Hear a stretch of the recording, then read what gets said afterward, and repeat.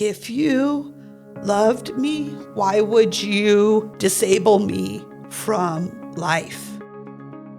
It allowed me to let go of anger and blame and resentment.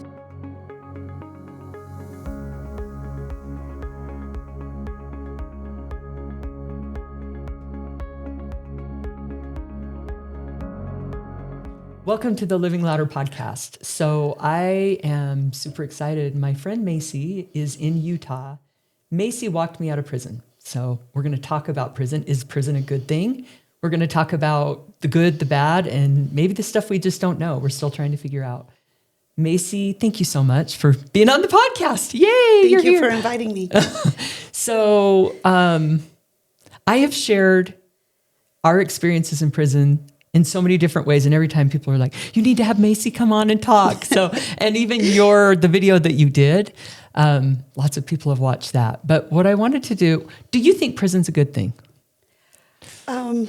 I think that it absolutely can be. Right. I know for myself, it was one of the best things that ever happened to me in life. Yeah. It changed. It gave me the opportunity and the time to really figure myself out and change. However, I think that at the end of the day, it's up to the individual, Right. Whether they utilize that time to their advantage or not. So, yeah. So you remember the day that we met in prison? probably never forget. I know, right? It was your first day. First day at Waseca. Yeah.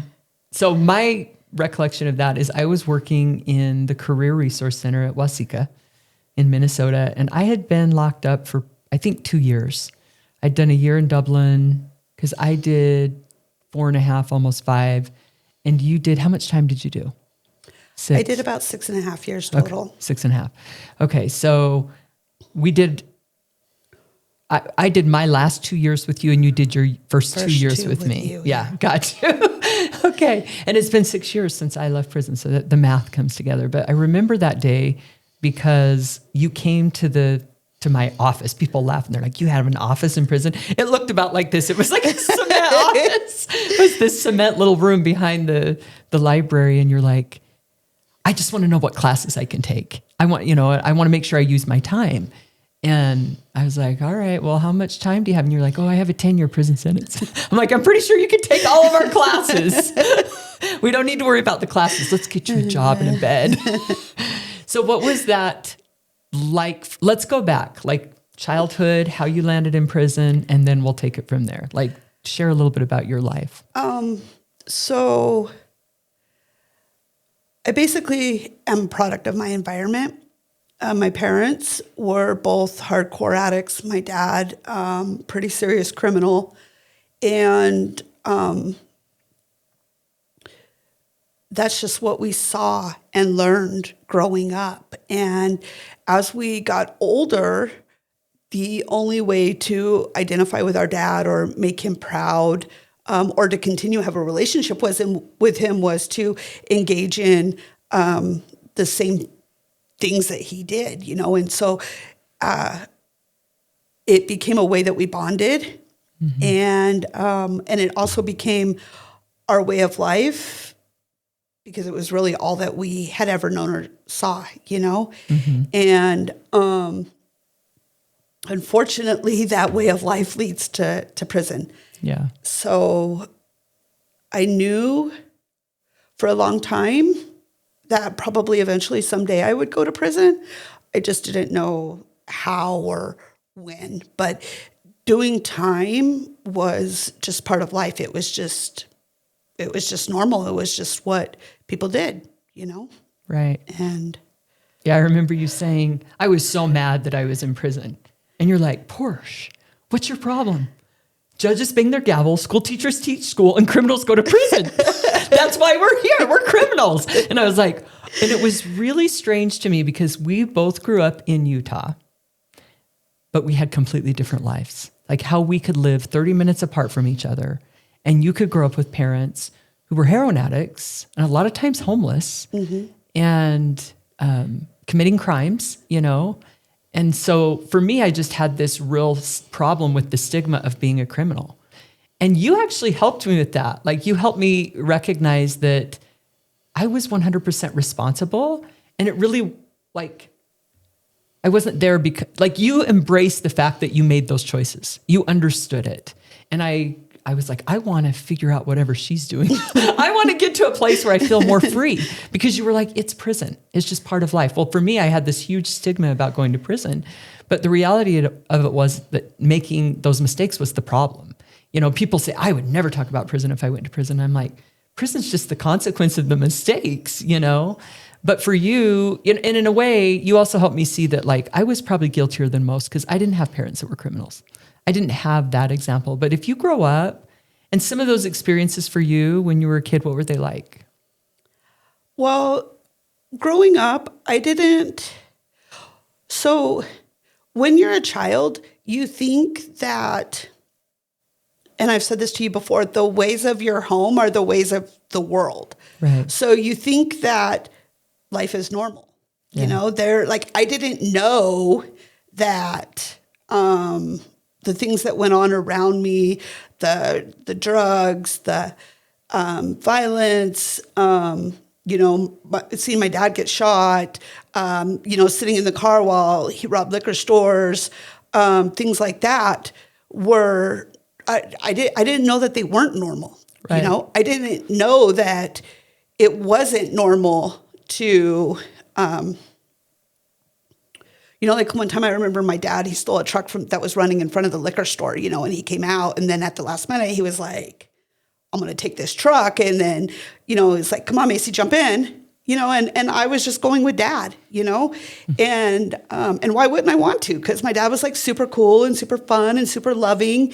So I didn't know that these things were abnormal, Right. you know, and then I grew up and started to figure it out. But at the same time, like I was raised with this loyalty and commitment to this path and this way of life, you know, and I didn't know how to not be part of that. I didn't know how to not engage in that. And then I became an addict myself, you know, and so it was like I just accepted my path in life. I didn't know that I could create my own path or that I had the power to change it. And so for a long time, I just lived what I thought was my cards, my destiny, the cards that I was dealt in life. Which included a lot of anger, I think, for you. Yeah, I was really angry. I was extremely angry because it was a miserable life. Yeah. It really was. And I didn't know how to break free. I didn't know how to do my own thing and still maintain this relationship with my parents because they didn't understand why I would want to choose something different. Like,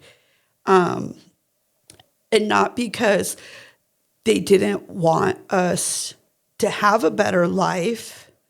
They just didn't know. They just didn't know. Yeah. So when you started dealing drugs, were your parents upset about that, or were they? I remember my dad just being like, "Yeah, you know what you're doing is going to get you into trouble, right?" You know, but like that's pretty much the extent of it because what can he do? You know, and I started selling drugs pretty young. And I sold marijuana for a lot of years. And then when I got older and started using meth and developed an addiction to that, and then I started selling that, you know, then again, he was like, what you're doing could get you 10 years, so you might want to be careful. Mm-hmm. But at the same time, you know, he just is just like, he's a drug addict. He's a drug addict. So what, you know, and this is like the life that everybody lives. And, you know, for so many years I was so angry and I blame my parents so much.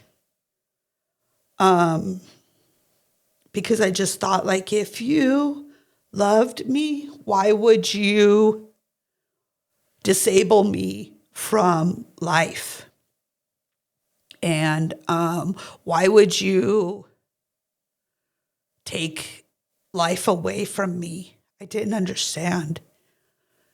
And when I got indicted and my brother was on the run and I was in county jail, I was talking to my dad. It's one of the last conversations I had with him.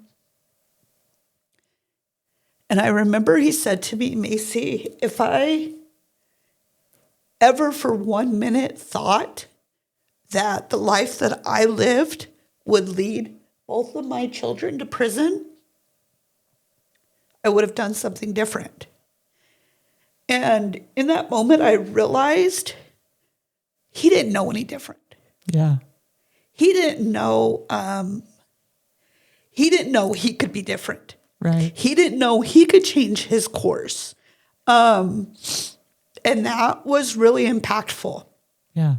That moment was pivotal because it allowed me to let go of anger and blame and resentment and animosity that had been fueling my pain for so long that triggered my addiction, which just triggered more pain and more anger, and it's just a vicious cycle, you know? Mm-hmm.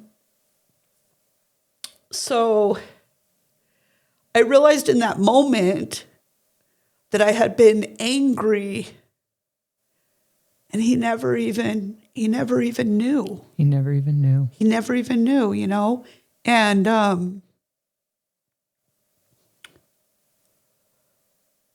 like I said, I was able to let go. Shortly after that, my father passed away of an overdose. Right. And you carried a lot of pain when you came to prison.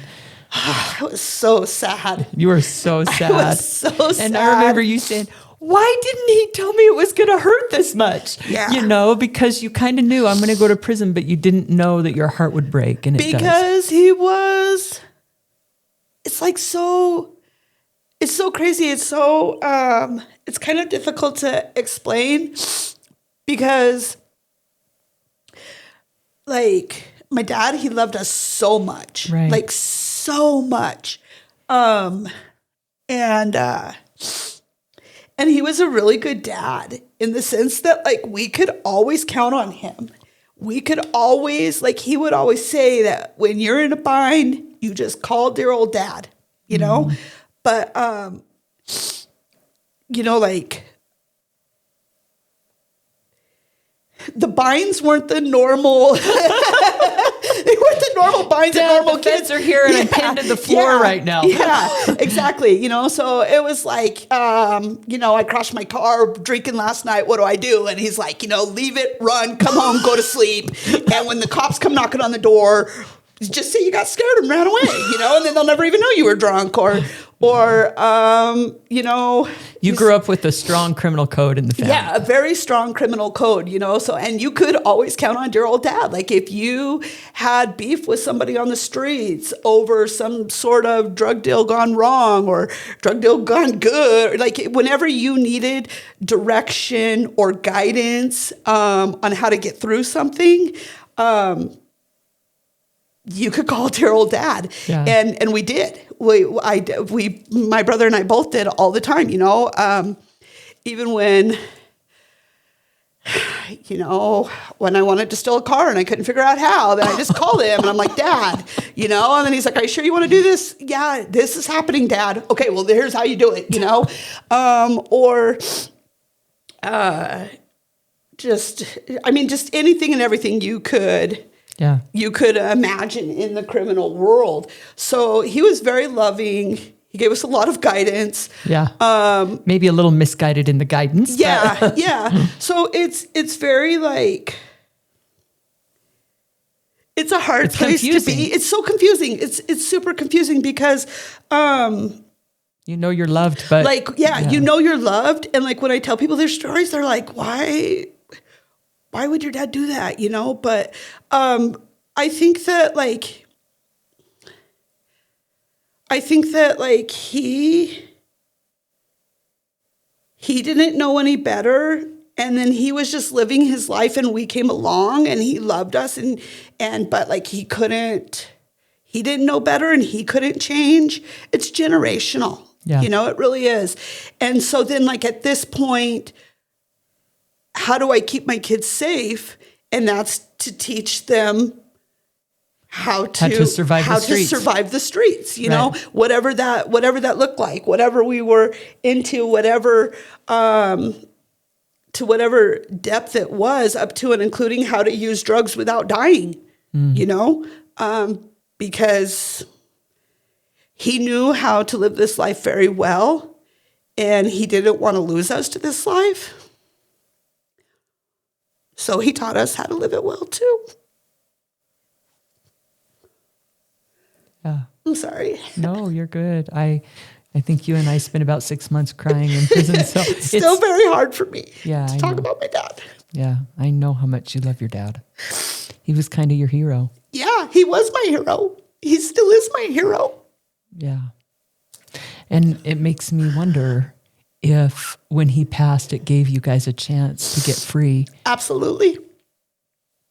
Absolutely. And that's confusing too. I remember after he passed away, I remember my brother saying to me, I feel like I'm free for the first time in life to decide if I do heroin or not. I felt like I was free for the first time ever or not to decide if I sold drugs or decide if I was loyal to the streets or decide if I wanted to be part of the game. But at this point, it's just too late for us. And now we have committed our own crimes. Right. And developed our own addictions, and now we have to live the consequences of those things, And maybe that's why when you came to prison, you're like, this is my chance to learn how to live a normal life. oh, I knew it was. So my dad overdosed. I think maybe 3 months into pretrial. Mm-hmm. I just recently been indicted. And through that process, he was right there, I talked to him every day when I was in county jail. He would write me letters. He would send me cards. He would talk me through it, and I remember very specifically him telling me, Macy, if there's one thing that I know about in life, it's doing time. He said, I've done 20 years total. Mm-hmm. Penitentiary time, and that's not even including county jails and little, pickups and stuff like that. And he said, don't worry, I got you. I'm going to do every single day of this time with you. And I looked forward to that. I looked forward to bonding with him over that. And then he passed. And I was in prison all alone. I know. It was really painful for you. So painful. Really painful. Yeah. And I was so broken, from all the years and the loss of the relationship with my children and the strained relationship between my brother and my mom and I. And, I thought about this last night and this morning, and I prayed about it, and I really thought that I had come full circle and could have these conversations without my heart being so tender. Yeah. What I'm learning right now in this moment is that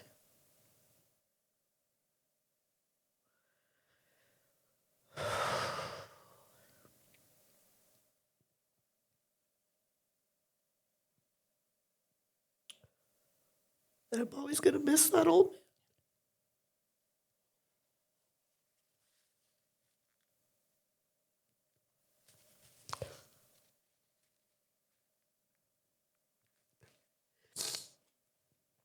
And I would cry every single day in prison. Yeah, you sure did. And every single day you would walk with me on the track, or you would sit in that music room and cry with me, you know? Well, you're my eternal friend. As soon as I met you, I said, that's my eternal friend. Yeah, I remember. You're such a Looney Tune. It's like, this girl is crazy, but I'm a little bit crazy too. she's got my back, you know. I love you. I love you too. Yeah. And I remember one day I seen you at Rec, and I had been reading my Bible and just searching for comfort and understanding and peace. And I remember I came to you in the music room, and I had Psalm 38 out, and I was like, this is what's happening to me, you know? And I still use this. I still think about this a lot. Psalm 38 to Psalm 40, because in Psalm 38, it's all pain and agony and internal torture, you know, and just like unable to see through to a better time or a light, or and then in Psalm 39, kind of gets a little bit better, you know? Right. And then in Psalm 40, you know, they really come through it. And I remember when I pointed that out to you, and we read it together in the music room, you were like, oh, friend, you're so broken, you know? That's something that I still think about now. Psalm 40, verses 1 through 3 is, I cried out to the Lord, and you inclined to me. You lifted me up out of the pit of destruction. You placed me on solid ground, and you steadied my walk.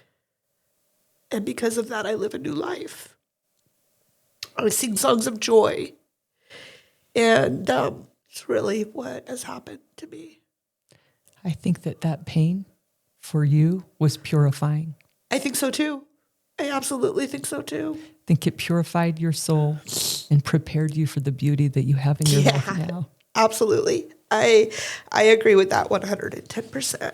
Yes. I remember you so deeply wanted a relationship with your children, and you so deeply wanted to see your brother succeed. And you would come down and you go, look, Portia, he wrote me a letter. He's making pumpkin patch. Just all the normal little things that he would do. And you're like, my brother's free. My brother's sober. My brother's making it. And, you know, every time I see your brother on Facebook, I remember how much you loved him and wanted him to succeed. And the beauty that you have in your life now is in large part because you were willing to walk through your pain. I believe that. I think so too. I mean, really, my brother and I, we have our father to thank for our relationship. Yeah. We've both been told that he and I have a very unique and exceptional relationship. And that's because that's how our father taught us to be. We weren't allowed to, and of course we're siblings, so we did have disagreements and we did have fights and we did throw turned down, to each other. But you needed. But we never told Dad that we were fighting, because if Dad knew, then I mean we were all fighting. But we weren't allowed to not take care of each other. We weren't allowed to not have each other's back. We weren't allowed, and I was taught from a very young age to care for my brother. not only because him and I are out on the streets together, but even before that, as babies, at a very young age, I remember taking care of my brother. Well, there were times you guys were in foster care that you were really literally taking care of your brother. Yeah. Yeah. Yeah. And there's times even with our parents that I took care of Matthew. You're the oldest, so because, your parents couldn't. Yeah, exactly. And so I've always, as the older sibling, I'm naturally drawn to that role of protector. Right. And then, there's the loyalty and commitment to each other that our dad enforced because, one of our father's biggest fears was that we would be on the street alone with no one to turn to. And that's when the streets become really dangerous. And so as long as we had each other, no matter what, we would be okay, and he would always tell us that's because someday I'm not going to be here. And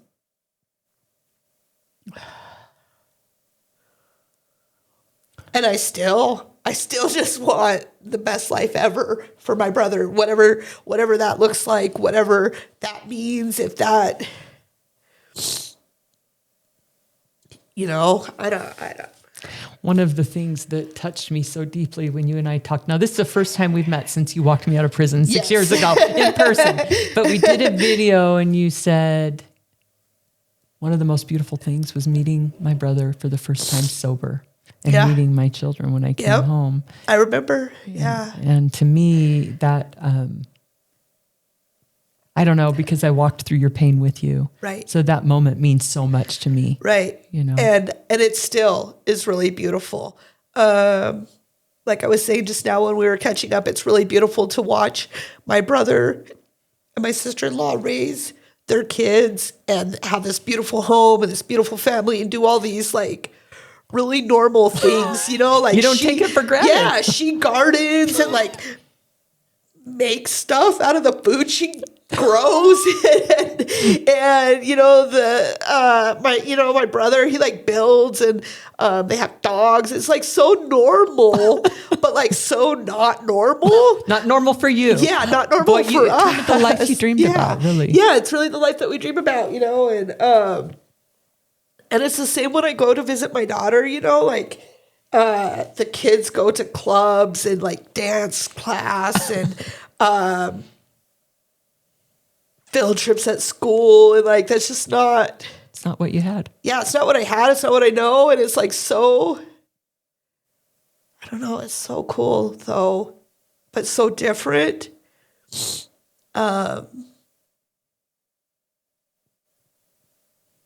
My kids, they really didn't have it easy at all. Right. They basically, my kids lived basically the same life that I lived. Mm-hmm. But somehow, by the grace of God, they all grew up and were nope, not doing it, Well, I believe that your turning point was also their turning point. I think so we're too. Spiritually connected, yes, right? I think so too. And so when you turned it around, and that was a painful turnaround for you, the reality and accepting the truth, you start, even though it took time, those blessings, everything starts turning around. And now we get to see the fruit of that. Yes, which is absolutely. amazing. And I think about that all the time too, when we are together, the whole reason I'm in Salt Lake City is because my youngest got married. Right. And the bride, she danced with her dad, and the groom, my son, he danced with his mom. Mm-hmm. He was like, "Mom, are you okay?" Living my best life, baby. What do you mean? Am I okay? I'm so happy. I'm so happy. I'm so grateful. I'm so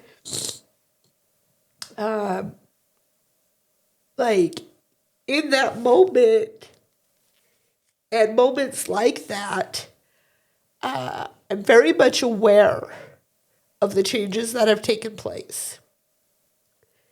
And sometimes I wonder how long I have to change before I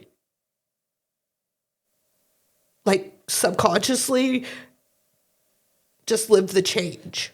Yeah. But that doesn't happen to me. And I'm kind of grateful for that. Yeah. I don't want to forget. I don't want to make it the past. I don't want it to be the old me. Yeah.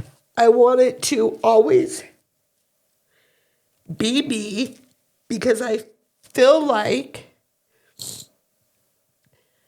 through the pain came beauty. Yeah. And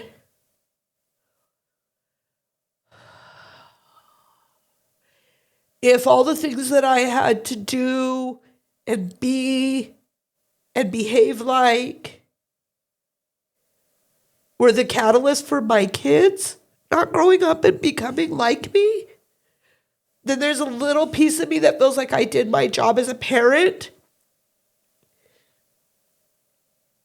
and that I was good at it, you know?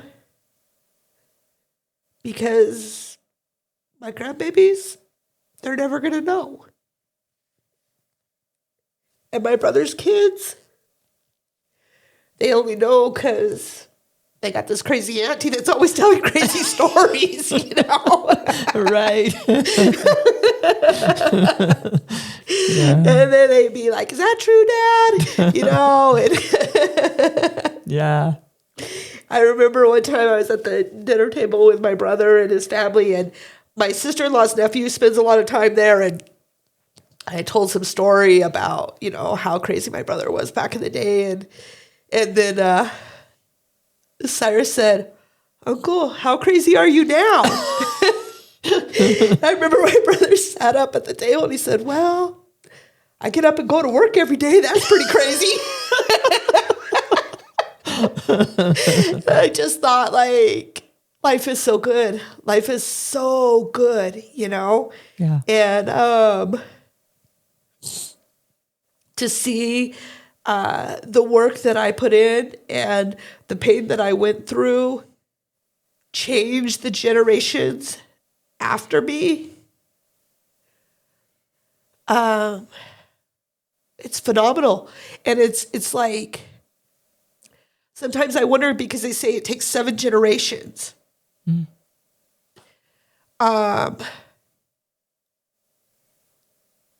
And right now we're on the 2nd generation. Yeah. And they have no, I mean, they know because I talk about it, but Maybe 7 generations he'll be the president of the United States. yeah, it's wild, right? Like, if this is what my One brother, generation, 2 generations could do. Yeah, if this is what my brother and I have accomplished in this, you know, and then like now it's trickling down, you know, and like even my brother's told me, like, after spending time with my grandchildren, he's like, wow, Maisie, they're never, like, do you realize that your grandbabies are never going to even know anything About drugs. or the about, streets. you know, and then he's like, and then their kids after them, and then those kids after them, and I'm like, yeah, you know, so it's pretty amazing. You know, when I was dancing with my son at the wedding, like, I was like a little bit confused why he would think I might not be okay, you know, but like maybe my kids are just still getting used to me being okay, because, you know, when I was on drugs, I wasn't okay. Right. Hardly ever. And so, but I just told him, like, yeah, of course I'm okay, baby. Like, look at where I'm at. You know, like, I got to come here to this.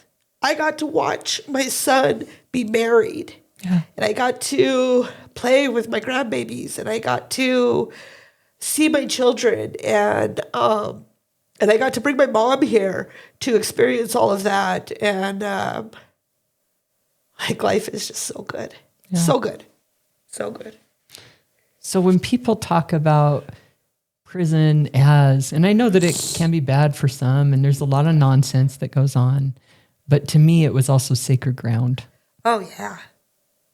Yeah. I think that in life, everything is what you make it. Yeah. And probably why I was really good at doing what I did, you know? And then, so the indictment was kind of the whole. You were tired. Yeah, I was tired. I was so You said, tired. come and get me. Yeah, come and get me. I'm so tired, you know, and then my dad passing and my brother going on the run, like just so many heart-wrenching things happened in that year that I was on federal pretrial that by the time, you know, and I hear you talk about this all the time in your podcast when you're telling stories on social media, you know, that how relentless the feds are. You're only fighting yourself. You're fighting a dang brick wall. They don't go away. And how much pressure and intense that experience is, you know? And so that in combination with just a lifetime of everything, I couldn't wait to go to prison, honestly. I really just looked forward to taking a nap and healing, you know? And but also too, like, it was so heavy. The weight that I carried was so heavy that there was times I didn't think that I was going to make it to sentencing. There was times I didn't think that I was going to make it to prison because just the weight of everything was so heavy. Almost getting to prison was a relief. You could breathe, even though it was so painful. But the burden and the weight was so heavy. Because once you walk through those doors, you're kind of shielded. Yeah, you are no longer in charge of your own life. It's true. So not only did they take away all of my freedom, but really they took away all of my responsibility to life. Right. You know, and only thing I had to worry about was making sure that I had my uniform on by 8 a.m. every day and that I didn't get caught outside the 10-minute move. Right. And, right. And that was a relief. Yeah. But it's painful because there's no distractions. And all of a sudden, the reality of our choices is very clear. Very clear. Yeah. Very clear. And so, and every time somebody asked me, was prison hard? I'm like, no. Easiest thing I ever did. Not at all. Prison is it wasn't stressful. So easy. It's easy. It's painful. It's painful. It's very, but like, very I came painful. home feeling younger and looking younger because I had been running and gunning and working, and I do the same thing now. But when I was in prison, I meditated, I prayed.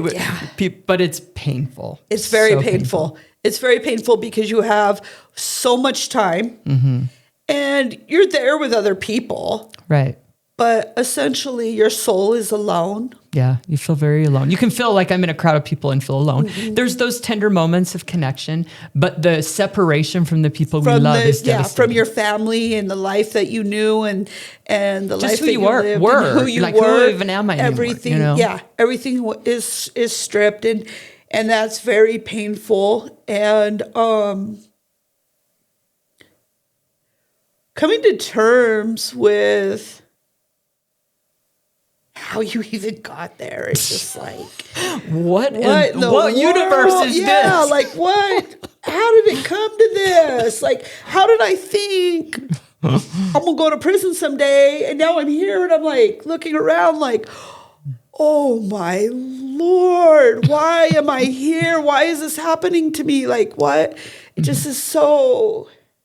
It's just different. Like for me, prison seemed like the very worst thing that could ever happen. For you grew up seeing people go to prison, but both of us show up in prison and neither of us know who we are. Right. And we're trying to figure that out. And it's painful, you know?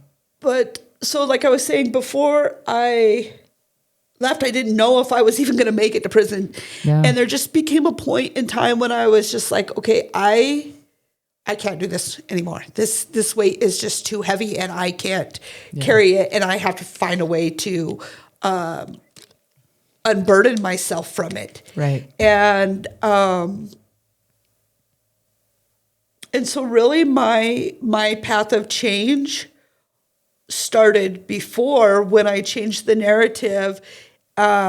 and I stopped telling people that I was going to prison, and I started telling people that I was going to change, which freaked a lot of people out because when you are when you're under federal indictment, when you are involved in a criminal lifestyle and you are under a federal indictment and people are very much aware that the feds are hounding you nonstop to talk about things that, you make a deal, turn on this person, turn on that person. So when you have,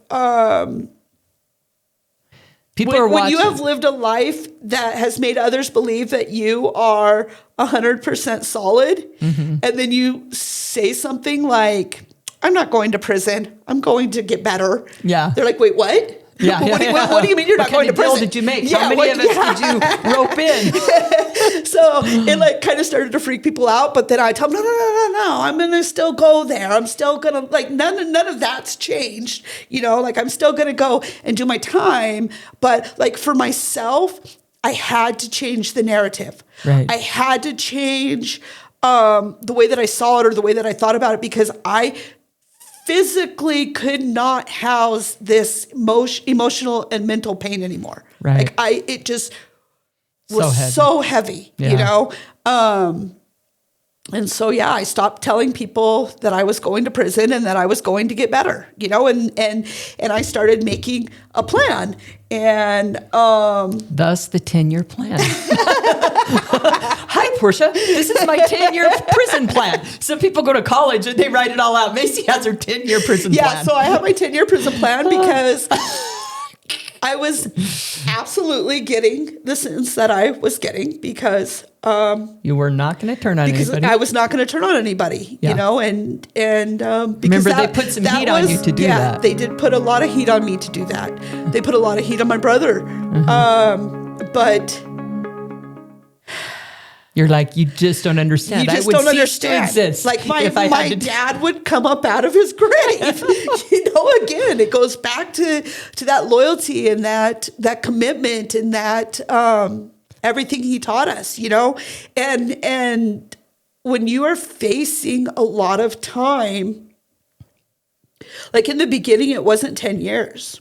It was 30 to life. It was 30 to life. And I just couldn't wrap my brain around that. It was just like, what is happening? I had a full-on mental breakdown when they hit me with those numbers. Yes, and so I'm trying to think to myself, oh my gosh, I can't.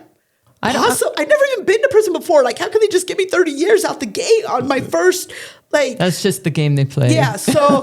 but it doesn't feel like a game when they have the power, when they have the nuclear weapon. But again, I don't know because...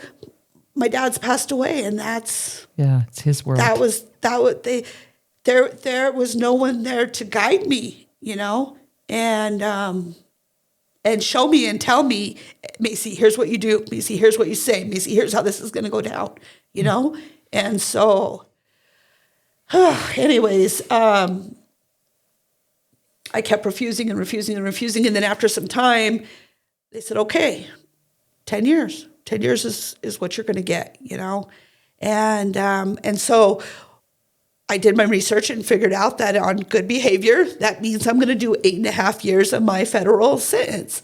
And so I started planning out how I was going to get better in those 8.5 years. And that's exactly what I presented to you that first day.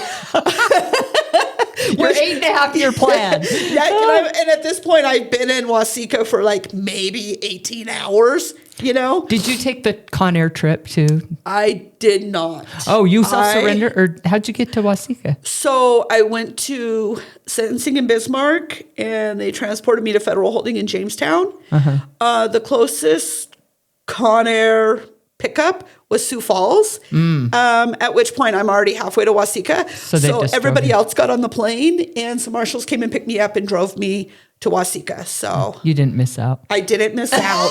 My brother, however, did go on Con Air, and he said it is the most miserable experience of his life. Right. It's pretty nuts. And you're just like, they do this to people like in our country. Yeah, it's crazy. I saw wild. girls that just wet their pants, no feminine hygiene, anything. I'm like, I'm pretty sure we're still in America. What's going on here? And that's basically what my brother said. You know, like you couldn't use the restroom. You're hours and hours, you're handcuffed, black chain box. shackles. Yeah, you're rough. just going. It's basically like a bus, but in the air, and you're just flying from city to city, stopping. And he said, luckily for him, his city was the second stop. Oh, lucky guy. So he got to get off. But there's like literally people who stay on the plane for 12 to 16 hours because their stop is the last one. Right. And I can't even imagine. Yeah, So it was pretty rough. yeah, I was pretty thankful to just be transported by a couple of marshals. But So you got to Waseca, you came down. I always share this story because we both grew up in Utah. I'm member of the Church of Jesus Christ Latter-day Saints, or Mormon. You are Christian, and I remember us sitting in the kitchen one day, and we're arguing about something I don't even remember. And then you're like, Portia, let's just both be right. Still my favorite thing. From that time on, I'd say, we're both right. Remember? Like, we don't have to disagree. And we don't. No. And what's funny about that is because I don't know how or why I came to that realization. Maybe it's because we're both so stubborn that neither one of us are going to give in, you know? So then I was just like, let's just both be right. But I've actually employed that thought with my nieces, with my brother, with my friends. Like, we don't have to choose. Yeah, we don't have to choose. We can just both be right. Like, you're over there in your world thinking you're right, and I'm over here in my world thinking I'm right. And then, like, who's to say either one of us are wrong? Right. So, yeah, I still carry that with me too. Yeah. Yeah. I remember when we were in the chow hall, they gave us ice cream, and I was trying to get you an extra serving, and I about tackled a girl. This girl, she stands up, she has her ice cream, and she's just moving to a different table. I go, my friend really likes ice cream. Are you going to eat that? And Maisie's like, calm down, Portia. You're going to get yourself in trouble. And then later you're like, you know, that was pretty down of you, Portia. She's like, that was pretty down. It was super down. It was super down. Because all I wanted was more ice cream. And then you were like, don't trip. I got this. I'll get you more ice cream, you know? And I'm just thinking like, how? Because everybody gets one little bowl and it's ice cream and like. They don't give it out. Yeah, they don't give it out very often. And that's because there's 700 girls on the compound. Right. And only 20 of those girls work in the kitchen, right. And somebody has to scoop ice cream for 700 people, you know? And so, like, we don't get ice cream very often, and you're not getting very much of it because somebody's back there scooping ice cream for 700 people. And so I'm just like, this is not going to happen. But I was pretty determined. You were really determined, and you made that happen. And I was like, that's what's up. That was down right there. Like, she just did whatever she had to do to make her friend happy in that moment. And yeah. I don't know. I think for me, I just felt that connection to you right away. So a few days ago, I was visiting one of my oldest homeboys in Mill Creek, and we were talking about my prison experience and stuff like that. And he pulls up his phone. He said, there's this lady here in Utah, and she went to prison, and I've been watching her. And he shows me his phone, and it's a picture of you. And I was like, dude, that's my friend, you know? And he was like, what? And so I start telling him a little bit about us and our relationship. And I forgot what I was going to say. You're good. Yeah. I think we came from such different lives. And there were times that I couldn't necessarily see it from your perspective. I loved you and had a lot of compassion, and you couldn't necessarily see it from my perspective. And that was frustrating at times, more for you than me. Because I remember there were a few times where you're just like, I don't understand. One of them was that when we were in RDAP, I was so big on challenging the criminal code. And for you, you're just like, girl, I grew up on the streets, and I am not calling anybody. I am not a snitch. I don't care what you do. It's not happening for me. And I got to the point where I could respect that. But what I appreciated was that even if we had differences, we always found common ground. So, okay, yeah, actually now I remember what I was about to say. So in the process of me telling him about our relationship and the book and all the letters that I got and everything by the way, like you're that. the only person that she made it in both of my books, just so you know. Only person I know, because that's like, yeah. So I started telling him about our relationship, and I said, we were sitting in the chow hall, and I had only been there a few days, and she was asking me where I was from, and I said, I'm from Utah, from Salt Lake City, and she said, I'm a Mormon. And I was like, oh boy, I'm not. Like, oh boy, here we go. And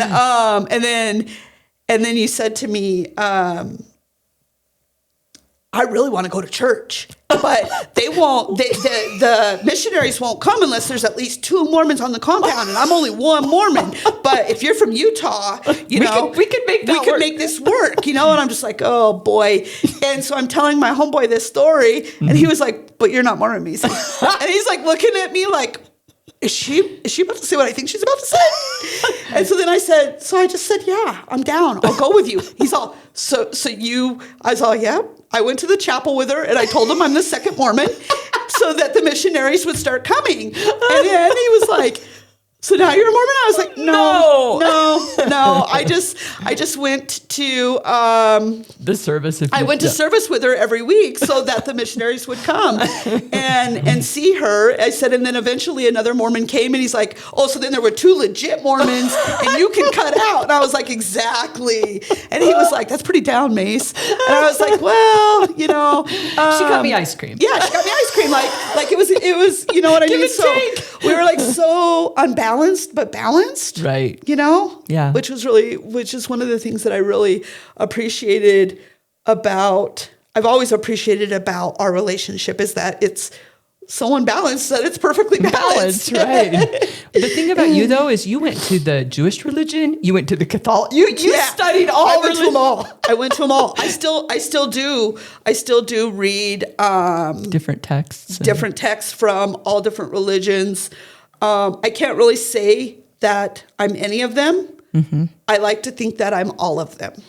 And that is something I loved about prison is that we were connected in a deeper way than religion. Absolutely. And we are on this earth. We're soul connected, and religion is beautiful, and I love my religion, but that doesn't change you're my sister and my eternal friend regardless of what religion you are. Right. So sometimes when people ask me, like if you come to my house, I have Jewish books, I have Christian books, I have Buddhist books, I have I've read the sacred text I've read the Quran, I've read the Bhagavad Gita, I've read the sacred text from Buddhist, and I've read... You are a reader. I read books... So was I.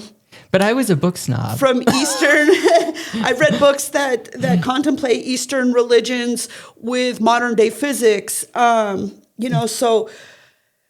Do you ever wish you had the time you had? When I go to prison, I look at the girls and I'm like, take advantage of your time. You guys can read and study and walk and meditate, and there's no time for that out here. Yeah, there's not.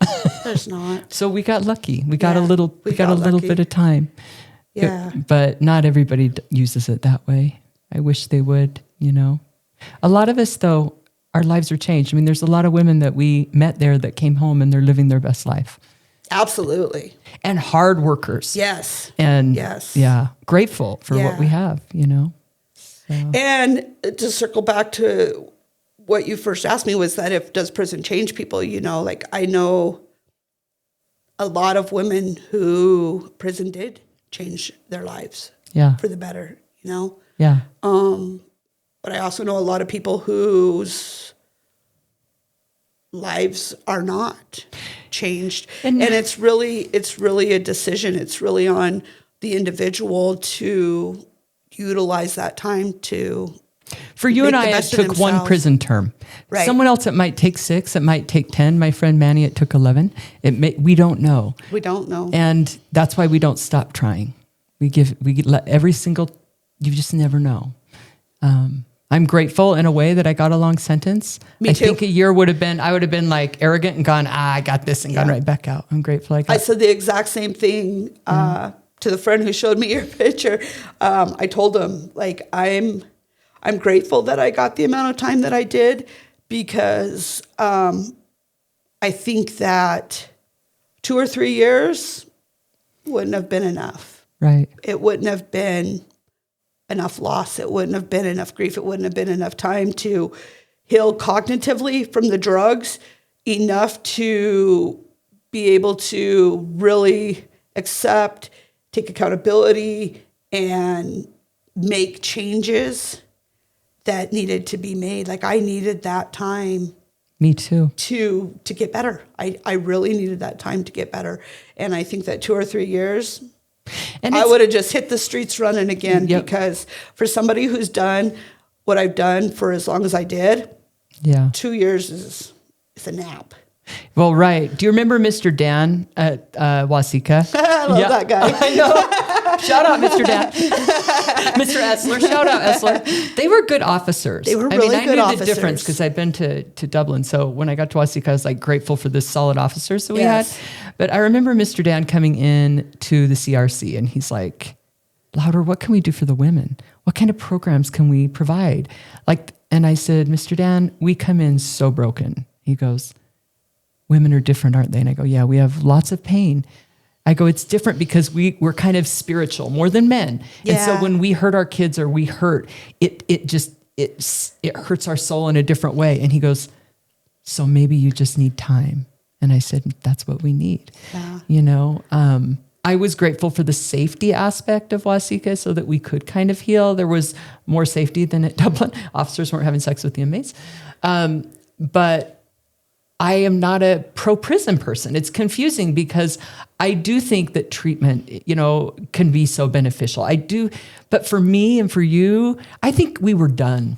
I think if someone would have given us time in a program where we could have gone and worked and got an education, we would have excelled. We excelled wherever we went because we were done. But I think the time... I don't believe that for myself. Really? You think you just needed that much time? I don't think that a program would have helped me at all. Wow. I think I could have done 2 years at the Other Side Academy where they completely separated me and did all an RDAP program for 2 solid years. I think that would have worked for me. I think that I would have patiently waited by the door for them to cut me loose so I could go get high. You're being honest. I love you. I know in my heart of hearts that you needed the time. What it took to, because I'd been offered treatment before. Yeah. I had been on state paper prior to my federal indictment. And I remember my state PO saying, Maisie, if you don't stop getting high, you're gonna go to prison, and I was like, that's fine. Whatever. I'm not going to quit getting high. Right. And then eventually I had so many dirty UAs. She said, I'm going to commit you to treatment. Yeah. And I was like, wait, what? What happened in prison? Yeah. And she was like, I thought prison was on the table. Yeah. She was like, no, you're not going to prison. And I was like, but I don't want to go to treatment. She's like, why wouldn't you want to go to treatment? I was like, because why would I want to go to treatment? I'm doing me and I want to do drugs or I wouldn't be doing drugs. Why, you know? And she said, but Maisie, I don't want to send you to prison because she said, you're a drug addict. You're not a criminal. Yeah. And I just thought, oh, girl, you don't know me that well.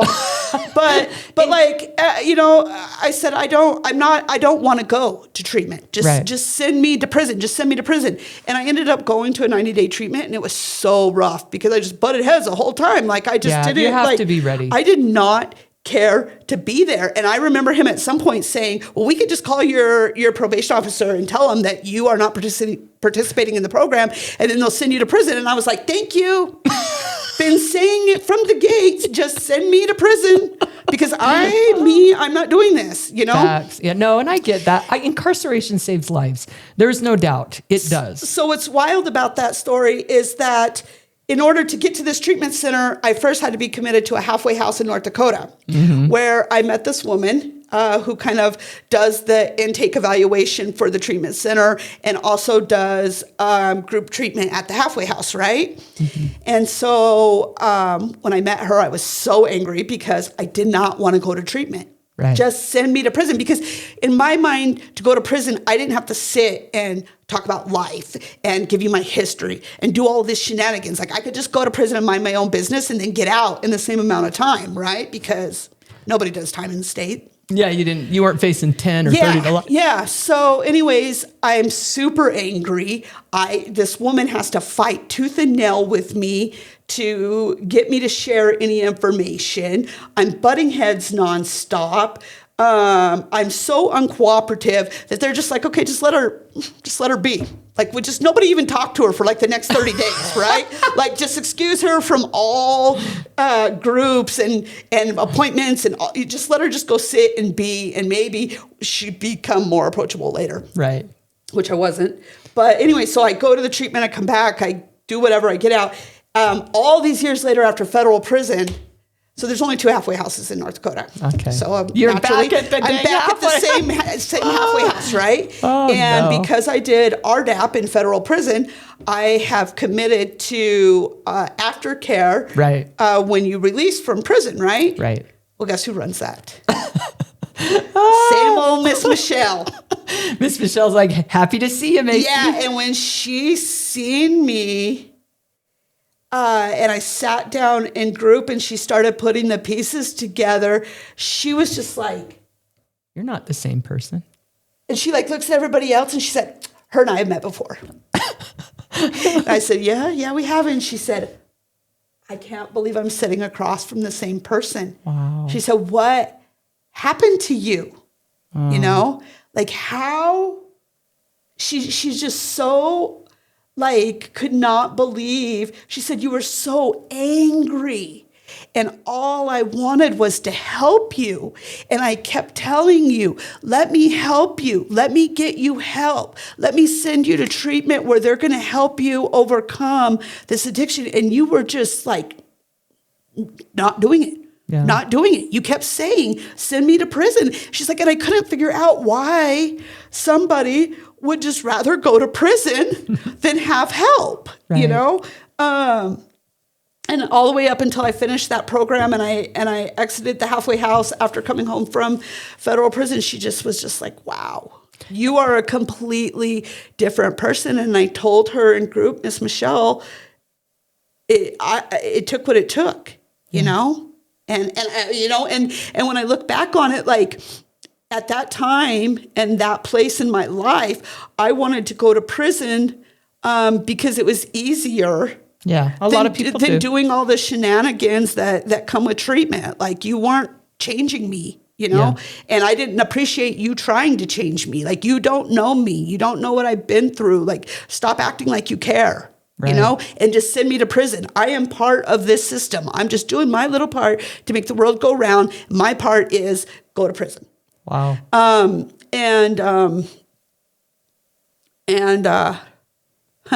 What's so wild is that, like, when I look back on it, I knew all along that prison was where I needed to be. Except for then I didn't think it was for the way that it turned out. You know what I mean? You didn't know it was going to be this healing journey. Yeah, exactly. You just knew in this my is where I'm soul, headed. This is where I needed to go. This is where I needed to be, you know? And I was right all along because it was really what changed every little thing about me. You know, it's what gave me the time to heal, to grow, to learn who I am. Sometimes when people tell me that I've changed, it's like, no, I evolved. I finally learned who I was always meant to be, and I embrace that now. I haven't changed. I was never who I was supposed to be because I had been on drugs since I was a kid. I started doing drugs when I was 13. I started selling drugs when I was 16. That wasn't who you were? That wasn't who I was, you know, at all. And it's like I was raised on the streets, literally. You know, like there were times that we were homeless and lived on the streets. And but I really grew up in prison, and it became, you know, it's almost like the women, they played this motherly role where I had these friendships with people like you and other women who were nurturing and comforting and loving and gentle, and then I had this stern father figure, which would kind of be the officers, that were like, you got to get this figured out and change your life, Right. Right. Well, Manny says the system raised him. Yeah. I mean, you were raised by the system. Well, I was, like I said, I was raised on the streets, but I really grew up in prison, and it kind of, and it gave me, for the first time ever, I had routine and structure and consistency, which is really what children or human beings in general thrive on. Right. Right. Like we have to have these things to thrive and to grow. And so every day I had a roof over my head, and every day I had food in my belly, and every day I had this father figure guiding me and telling me, like, this is the way, this is the path, this is what you should do. And then, like I said, I had the women who loved me and cared for me throughout that process. And, and then I had my brother on the outside who was overcoming his addiction and learning to live life and figuring it out, and so, like, to be on the inside and watch him figure it out and go through it all, gave me hope and made me feel safe, because what I know about mine and my brother's relationship is that we're not allowed to leave each other behind. And so if he goes, I go. And so if he's figuring it out, then I'm going to do it too, because he's not going to leave me behind. He's going to wait for me to come home and show me how to do it too, which in itself was a bit humbling of an experience, because, again, I'm the older sibling. You were the caretaker. I was the caretaker. I always watched over him and told him and showed him. And so to kind of like, and there's like this part of me that's kind of like really bossy and controlling, Yeah, and like I have to figure out. The oldest too. Yeah, I have to like figure out how to let that go and be like, okay, I don't know what's best. Yeah.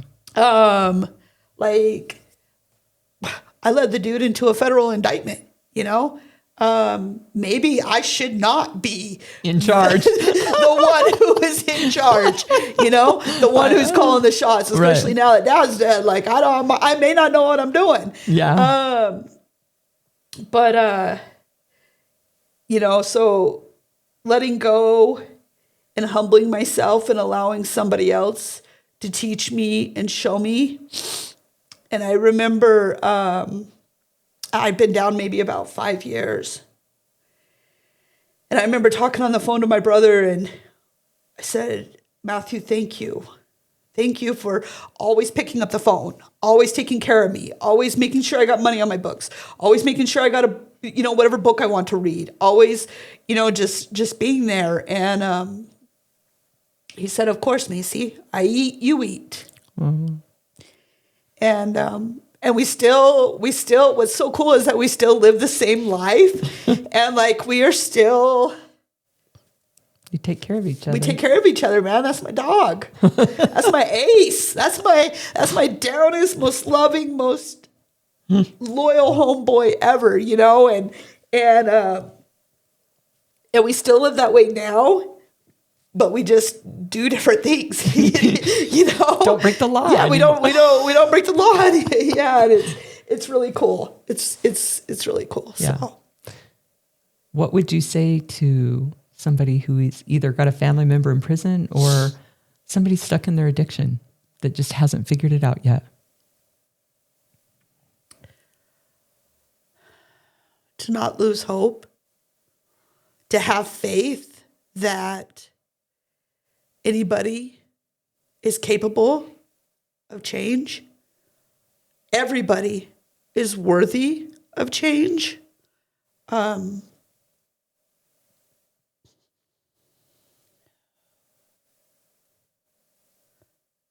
to be brave, because it's scary. It's scary to walk through the pain and take accountability. Like, accountability is really painful. So painful. Like, you think it frees you, but it's so painful. But I mean, it does free you, but it's like, it gives you power. It gives you power. But it for me to take complete ownership that I did these things to myself and my kids was devastating. Yeah. But it also gives you a solid place to build something new. Exactly. Yeah. Yeah. So it's scary. Be brave. But be brave. Be brave, because really that's and we're talking about people that have probably had numerous near-death experiences, who have been on the streets, including yourself and your brother and even me. And yet the scariest thing either of us ever did is face the truth. Face the truth. Yeah. Yeah, exactly. Yeah. Exactly. Crazy. Yeah. So my goal in life every day is to I think that some of the most important things about being human is making meaningful connections with other humans. I think that being authentic and genuine is, for myself, a path that I have to live. In order to stay true to myself, I have to be true to everybody else. You know, there's no secrets. There's no, I don't know if that makes sense. You're the same person in every situation. Yeah, exactly. You know, so like when people tell me that I've changed, again, it doesn't really make sense to me, because I've always been this me. I just didn't employ these ideals and behaviors until I think your spirit healed. Yeah. I think that there was a detox of both of our souls. Absolutely. And then we became who we were born to be. Yeah. Yeah. I believe so too. And even now, like when I am with my nieces and my nephew or my grandbabies, you know, I talk a lot to them about what's going on internally. Yeah. And where their heart is at, what their heart feels, what their heart thinks. Yeah. I talk to them about building relationships and being genuine and authentic and building trust. I talk to them a lot about being light, and what that looks like, because what I know is that when I changed what went on inside, that's when everything outside changed. Thank you for saying that. This is, it's an internal job. Yeah. We worried, a lot of people tell me, I'm worried about a job and I'm worried about the relationships. Yeah. I'm like, fix you. Yep. As that stuff gets right, the outside stuff will fix itself. Yeah. And it's so true. It's so true. And I believe it so much so that even now that I'm home and I have to have a job and I have to pay the bills. And I'm a big girl now. Yeah. And I have to be an adult every single day. I still make it a point that I feed my soul in every single way possible. Like at the end of the day, that's what matters to me, is what's going on internally. Because if I don't take care of my soul, I might lose it again. And I don't want to go back. See, I don't want to go back to that place. I tell people I could lose my life, but I'm not going to lose my soul. Yeah. Like, I will die sober. Yes. Death is not scary. Relapse is scary. Yes, absolutely. I've already faced everything else. Death, come on. I'm excited for the next transition. I'm fine to be here for a while, but let me die sober. Yeah. So. Yeah. Thank you. I love you. I love you too. How cool that you're here. Yeah. Okay. You guys heard it. Thank you so much for joining us today. And we'll see you next time on the Living Louder podcast. Yay, we did it. Bye.